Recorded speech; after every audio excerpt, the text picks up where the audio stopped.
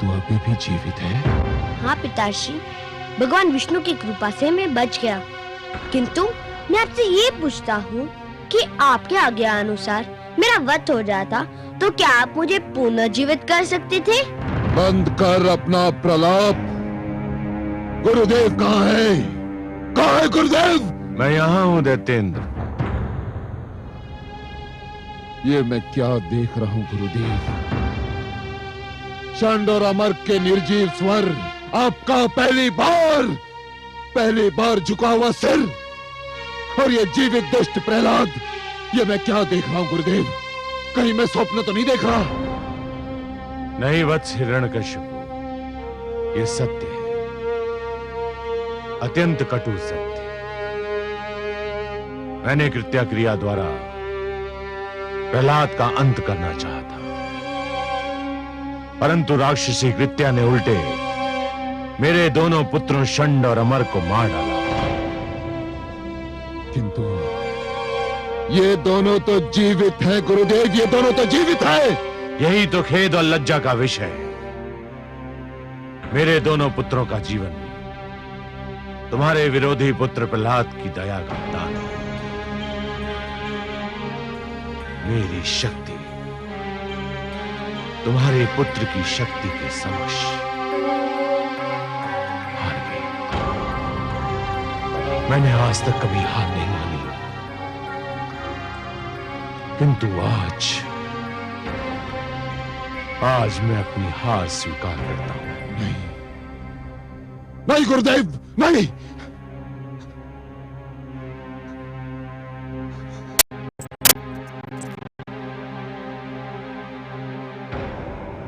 ये नहीं हो सकता,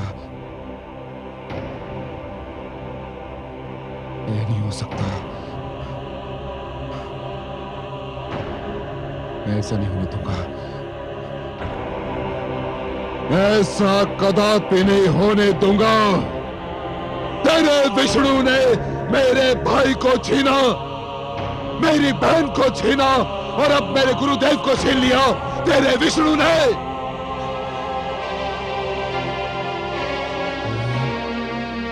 अब तक केवल इसलिए बचता रहा क्योंकि मैंने तेरे वध का कार्यभार दूसरों को सौंपा, क्योंकि मैं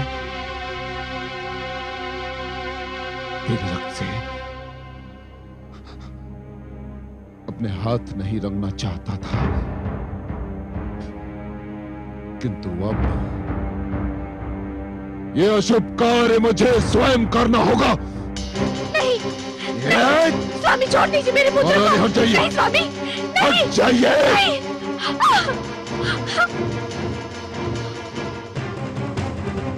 अब कोई नहीं आ सकता तेरे मेरे बीच। अब ये संसार देखेगा कि एक पिता अपने पुत्र का वध कैसे करता है।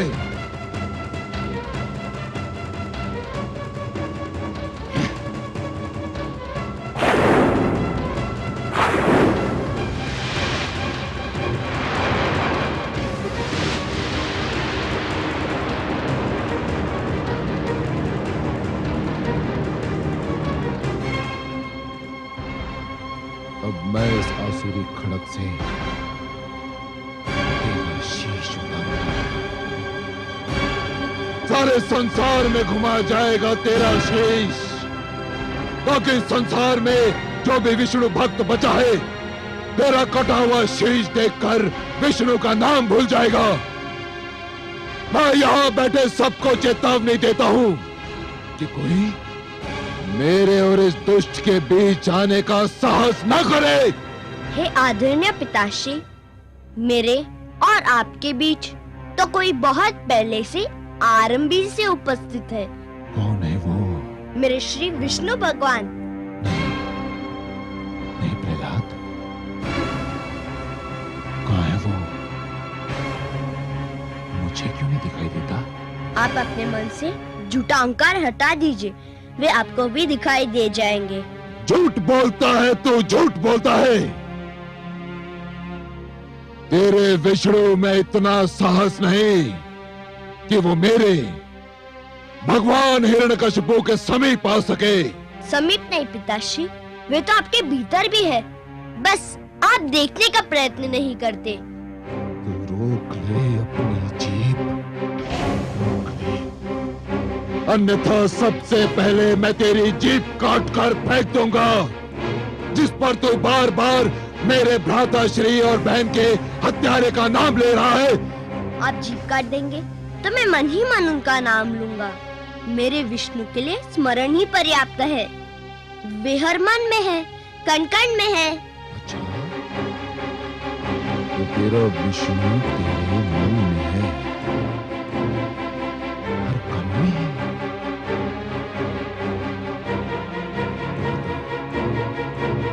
तेरा विष्णु स्लोस्तम में है? हाँ पिताश्री, मेरा विष्णु इस लोह स्तंभ में भी है। सैनिकों, इस लोह स्तंभ को अग्नि से तपाओ, इसे अंगारे की भांति लाल बनाओ।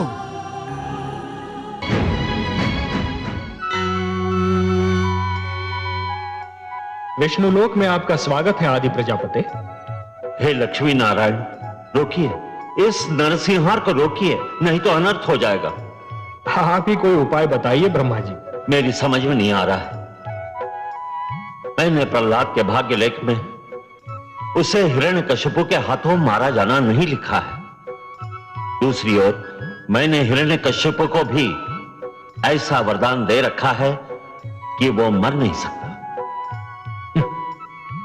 इसीलिए मैंने सदैव यही कहा है हे ब्रह्मा, कि वरदान देने से पहले यह अवश्य सोच लेना चाहिए कि वरदान किसे दिया जा रहा है, क्यों दिया जा रहा है।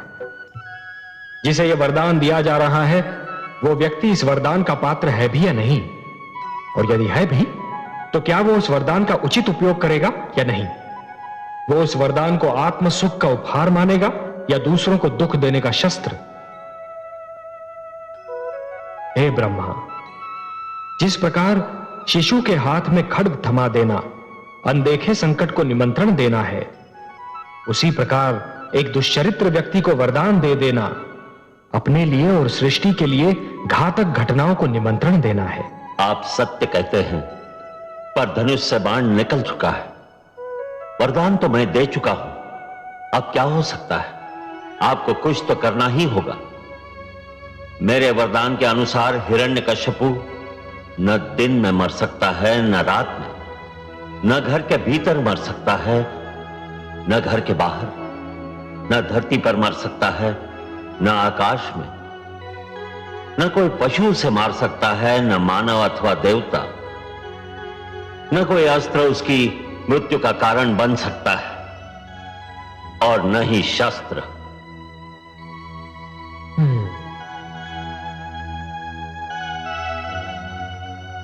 बहुत जटिल समस्या है ब्रह्मा जी। मुझे आपके वरदान का मान भी रखना है और पुत्र प्रहलाद की रक्षा भी करनी है। आप सत्य कह रहे हैं, मुझे कुछ तो करना ही होगा।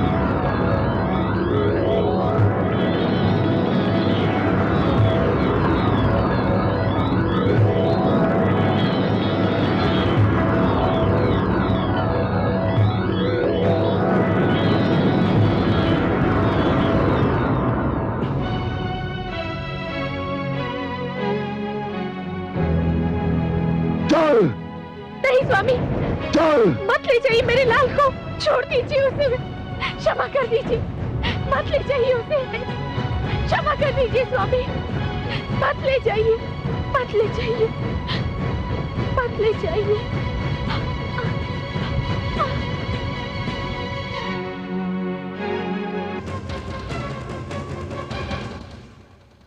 हाँ पुत्र, क्या कहा था तुमने? इस लो स्तंभ में तेरा विष्णु है। यदि इस लो स्तंभ में तेरा विष्णु है तो जा गले लग इसके, जा।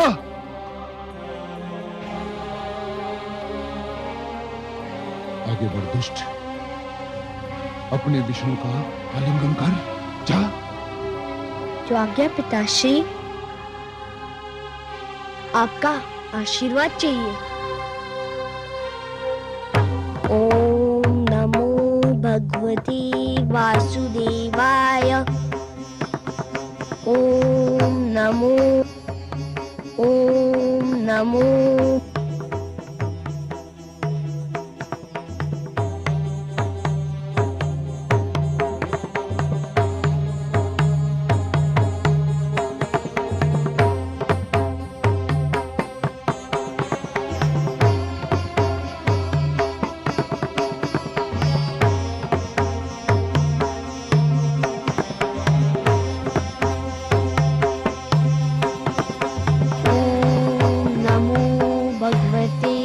वासुदेवाय। ओम नमो भगवते वासुदेवाय।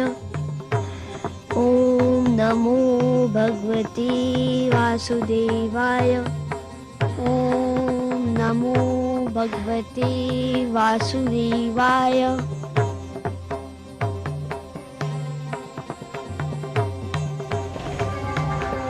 मैं अपने विष्णु के गले लग गया पिताश्री। धूर्त कपटी, अवश्य तेरे पास मायावी शक्तियां हैं जिसकी सहायता से तूने इस लो स्तंभ को ठंडा कर दिया।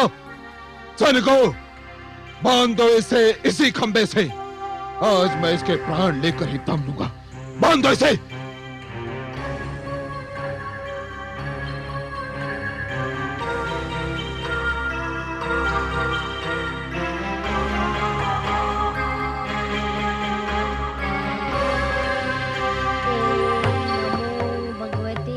वासुदेवाय। ओम नमो भगवते वासुदेवाय। ओम नमो भगवते वासुदेवाय। ओम नमो भगवते वासुदेवाय।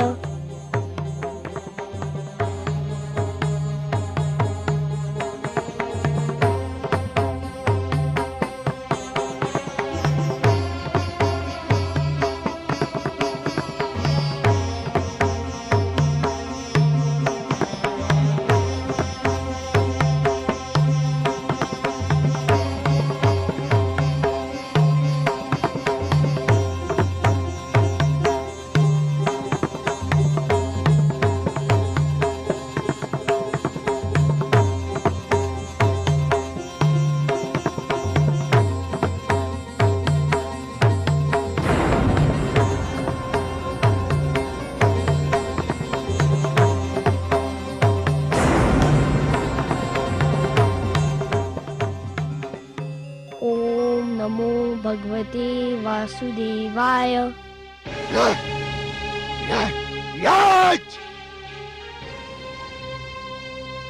अब तुझे कोई नहीं बचा सकता, तेरा विष्णु भी नहीं। हाँ,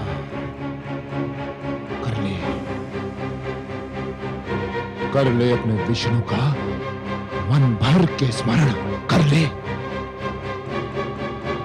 यदि तेरे कथनानुसार इस स्तंभ में विष्णु है तो दे कि वो बाहर निकलकर तुझे दर्शन दे और तेरे वध का दृश्य भी देखे। तो जीवित नहीं बचेगा प्रहलाद, अब तो जीवित नहीं बचेगा।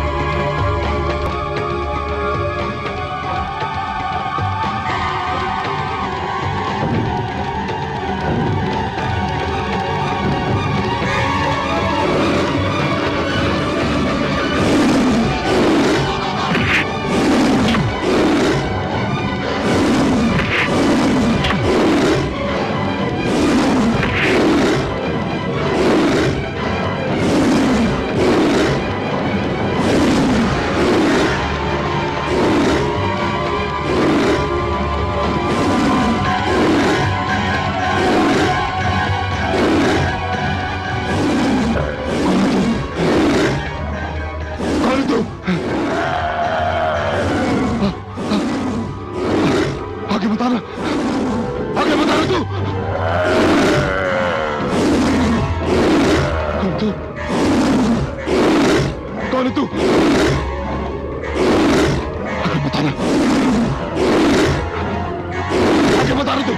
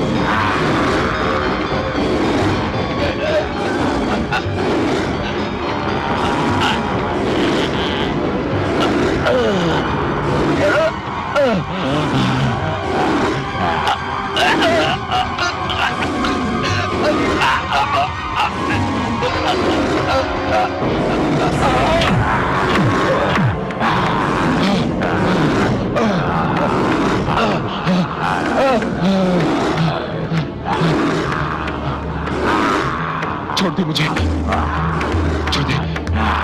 कौन है तू? मैं तेरी मृत्यु हूं धूर्त, तेरा काल। नहीं, ये नहीं हो सकता।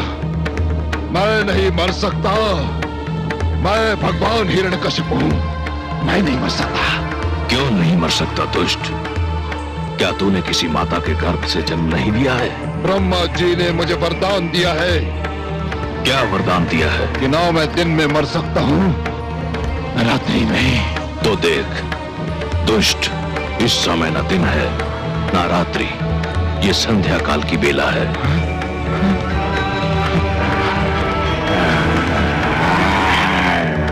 न मैं घर के भीतर मर सकता हूं, न घर के बाहर।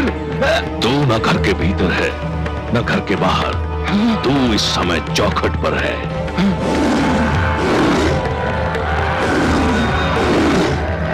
ब्रह्मा जी ने कहा था कि ना मैं धरती पर मर सकता हूं, आकाश में। ब्रह्मा ने सत्य कहा था। देख तू इस समय ना धरती पर है ना आकाश में, तू धरती और आकाश के मध्य मेरी गोद में है। और क्या कहा था भाग्य विधाता ने? उन्होंने कहा था कि ना मुझे पशु मार सकता है न मानव। मुझे ना कोई पशु मानेगा ना मानव। मैं आधा नर और आधा सिंह, मेरा नाम नरसिंह है। और क्या कहा था? उन्होंने कहा था कि मेरी मृत्यु अशस्त्र संभव है, मैं अस्त्र से। मेरे हाथों में ना कोई अस्त्र है ना शस्त्र। मैं अपने नखों से तेरा उदर चीर कर तेरा वध करने जा रहा हूं। अरे बचाओ, अरे बचाओ, कोई। तेरा अंत निकट आ चुका है मूर्ख। तू बच जाता तो एक ऐसी परंपरा का जन्म होता जो समस्त सृष्टि के लिए अनर्थकारी सिद्ध होती। पिता जन्मदाता है, यदि वही अपने पुत्र का वध करने लग जाए तो सृष्टि का क्या होगा? बचाओ।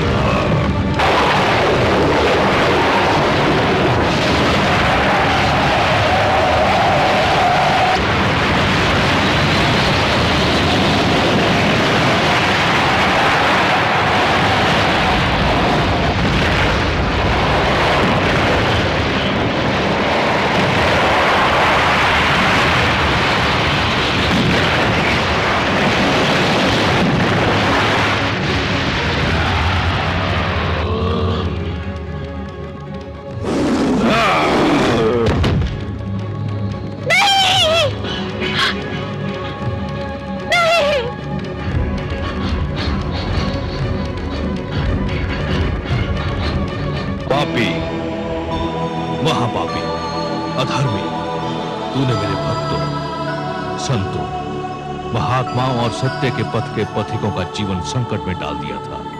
मेरी ही इच्छा से प्रहलाद जैसे भक्त का जन्म असुरकुल में हुआ, ताकि तेरे अभिमान को तेरा ही रक्त ललकारे और संसार को यह ज्ञान भी हो कि असुरों में भी महापुरुषों का जन्म संभव है। हे नराधम, तूने ब्रह्मा से छल द्वारा एक वरदान क्या मांग लिया? तूने वास्तव में यह समझ लिया कि तुझे मृत्यु से मुक्ति मिल गई। मूर्ख, परमेश्वर के अतिरिक्त जन्म और मृत्यु के चक्र से कोई मुक्त नहीं है। तेरे मन में यह भ्रम समा गया कि तू श्रेष्ठ है, तू सर्वशक्तिमान है। हे दुर्बुद्धि, हे दुर्मते, केवल ईश्वर श्रेष्ठ है। ईश्वर, केवल ईश्वर सर्वशक्तिमान है, केवल ईश्वर सर्वशक्तिमान है।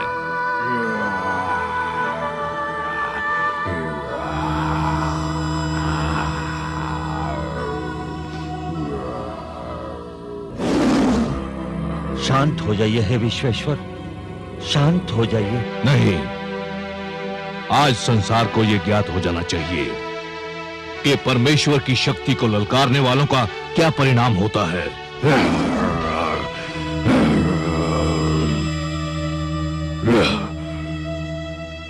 हे जनार्दन, हे लक्ष्मीपति, दुष्ट हिरण्यकश्यप अपने परिणाम को पहुंच गया है। अब अपना क्रोध रोक लीजिए। नहीं, अभिमानियों को यह ज्ञात हो जाना चाहिए कि उनका अभिमानी सिर किस प्रकार पैरों तले रौंदा जाता है।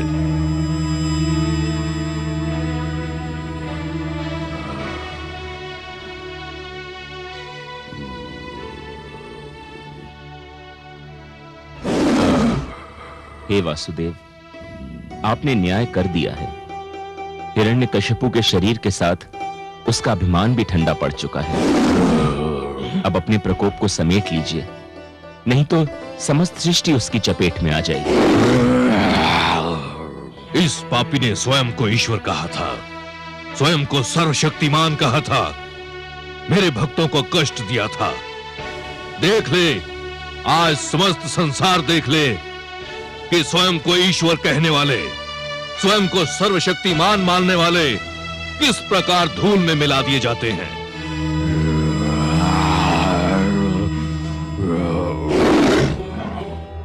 हे दया निधान, हे कृपा सागर, हे करुणा सिंधु, मैं जानती हूँ जब मानवता पे कोई संकट आता है, जब कोई आपके भक्तों को सताता है, तब आपके मन में क्रोध का ज्वार उमड़ता है। परंतु हे सर्वेश्वर, आपके भक्तों के शत्रु को आपने अपने हाथों से मारा है। अब तो आप शांत हो जाइए। कैसे शांत हो जाऊं? अधर्म को कैसे सहन कर लूं? अधर्म मेरे समक्ष मृत पड़ा है और अधर्म को तो मैं मृतक रूप में भी नहीं देख सकता।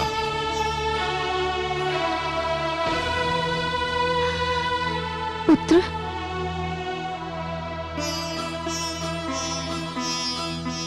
पुत्र, इनके क्रोध का कारण है तुम्हारा कष्ट। केवल तुम ही इनके क्रोध को शांत करा सकते हो। यदि इनका क्रोध शांत नहीं हुआ तो प्रलय आ जाएगी, सारी सृष्टि संकट में पड़ जाएगी। आओ पुत्र। ओम नमो भगवते वासुदेवाय। हे मेरे वासुदेव, मेरे विष्णु, मेरे मन में जन्मी से आपकी जो छवि बसी है वह बड़ी सुंदर, बड़ी कोमल, बड़ी मनमोहक है। मैंने हर पल उसी छवि को पूजा है। हे जगदीश्वर, मुझे आपके इस विकराल रूप से डर लग रहा है। मैं जानता हूँ आपके क्रोध का कारण है मुझे दी जाने वाली यातनाएं, मुझे पहुंचाया जाने वाला कष्ट। उन यातनाओं और कष्ट का आपकी कृपा से अंत हो चुका है। हे वासुदेव, विश्वास कीजिए, मैंने आपसे अपने भाई अल्लाद और गुरुजन शंडर अमर के जीवन की भिक्षा अवश्य मांगी थी, परंतु पिताश्री के जीवन की भिक्षा कदापि नहीं मांगूंगा। वे आपके बैरी थे, आपने न्याय कर दिया। अब आप शांत हो जाइए और मुझे अपना वह मधुर रूप दिखा दीजिए जो मेरे मन में बसा हुआ है।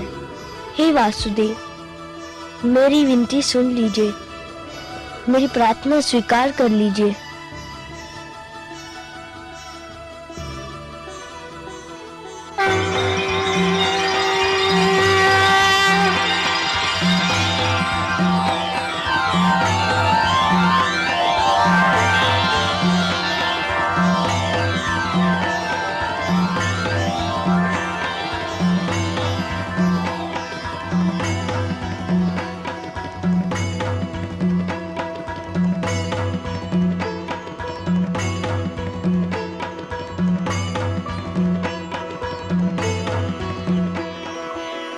तुम धन्य हो पुत्र,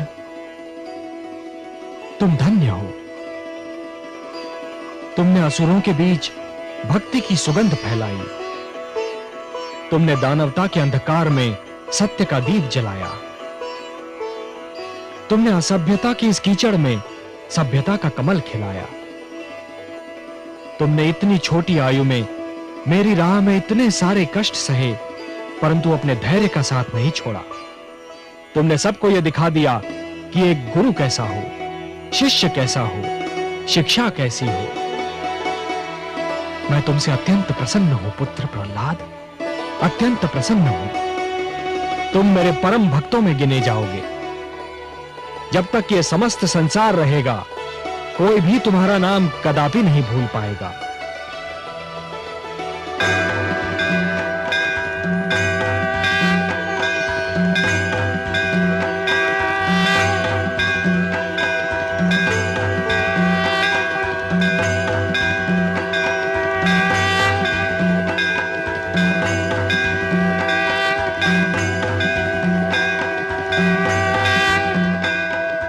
पद्मनाभ, हे वासुदेव, आपको कोटि कोटि प्रणाम।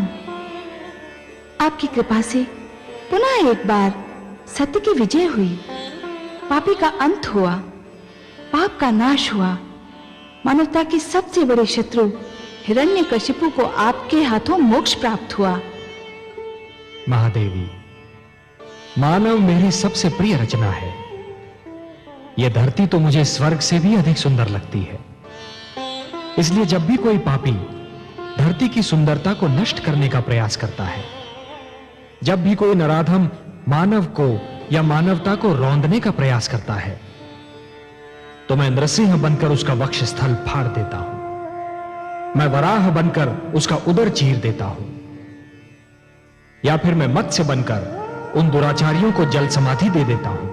आपकी इस कृपा के लिए मानव और धरती के साथ साथ मैं भी आपके आभारी हूं कमल नयन।